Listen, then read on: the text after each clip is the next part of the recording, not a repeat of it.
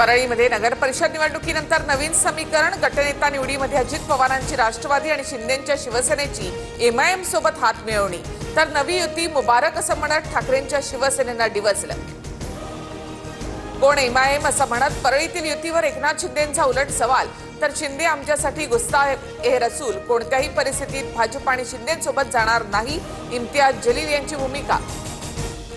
बीडच्या परळीमध्ये एमआयएम सोबत युती नाही, राष्ट्रवादीचे तालुका अध्यक्ष वैजनाथ कांबळेंचं स्पष्टीकरण. एमआयएमच्या सदस्यांनी सभागृहात गटनेता निवडताना पाठिंबा दिला, कांबळेंकडनं स्पष्ट. अंबरनाथ नगरपालिकेमध्ये मोठा ट्विस्ट, भाजपला समर्थन देणाऱ्या राष्ट्रवादीच्या 4 नगरसेवकांचं शिंदेंच्या शिवसेनेला समर्थन. अजित पवारांची राष्ट्रवादी आणि शिंदेंची शिवसेना सत्ता स्थापन करणार. धारावीच्या निमित्ताने अर्धी मुंबई अदानींना दिली. अंबानी आधीपासूनच मोठे, पण मोदी मोठे झाल्यानंतर अदानी मोठे झाले, ठाकरे बंधूंचा गंभीर आरोप. राज ठाकरे सुद्धा अनेक उद्योगपतींच्या घरी गेले, आलिंगन दिलं. ठाकरे बंधूंची दुटप्पी आणि ढोंगीपणाची भूमिका. भाजपच्या अमित साटम यांची टीका. मराठी आणि हिंदूंमध्ये फडणवीसांनी गफलत करू नये, फडणवीस हिंदू आहेत की नाही ते सांगावं. मुंबईत हिंदू महापौरवरून उद्धव ठाकरेंचा मुख्यमंत्र्यांना सवाल. उद्धव ठाकरे जिहाद हृदय सम्राट, ठाकरे कुटुंब महाराष्ट्रामधलं तरी आहे का? मुंबईसाठी काय दिवे लावले? नितेश राणेंचा उद्धव ठाकरे यांच्यावर हल्लाबोल. मी सर्टिफाईड नागपूरकर, पण काही मुंबईतच म्हातारे झाले तरी विकास केला नाही, फडणवीसांचा ठाकरेंवर निशाणा. तर आम्ही डबल सर्टिफाईड मुंबईकर, मुंबईमध्ये संघर्ष करून म्हातारे झालो, राऊतांचं प्रत्युत्तर. आमच्या कुटुंबात कधीच अंतर नव्हतं, राजकीय मतभेद असतील मात्र कौटुंबिक संबंध चांगले. भविष्यात होणारा निर्णय राष्ट्रवादी कुटुंबातून असेल. दोन्ही राष्ट्रवादी एकत्र येण्यावर सुप्रिया सुळेंचं भाष्य. अर्थ खातं, क्रीडा खातं, अल्पसंख्याक खातं माझ्याकडे, तुम्ही काळजी करू नका, मी शब्दाचा पक्का, पॅनलला निवडून द्या. मिरजमधील प्रचार सभेतून अजित पवारांची मतदारांना साथ.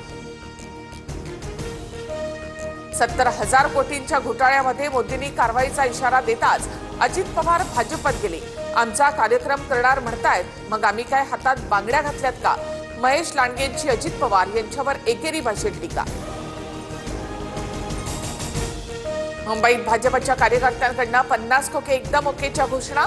शिंदेंच्या शिवसेनेचे माजी नगरसेवक रामदास कांबळे यांच्यावर टीका. भाजपच्या शिल्पा केळुसकर उमेदवार असलेल्या वॉर्ड क्रमांक 173 चेंबूर मधला प्रकार.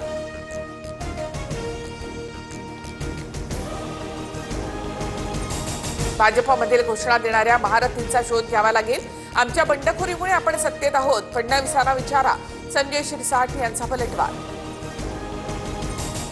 मीरा रोडमध्ये युती नसतानाही सरनाईकांकडून फडणवीसांसाठी बॅनरबाजी, तर फडणवीसांच्या सभेत स्टेजवर सरनाईकांना स्थान देणार नाही, भाजपच्या नरेंद्र मेहतांचा इशारा.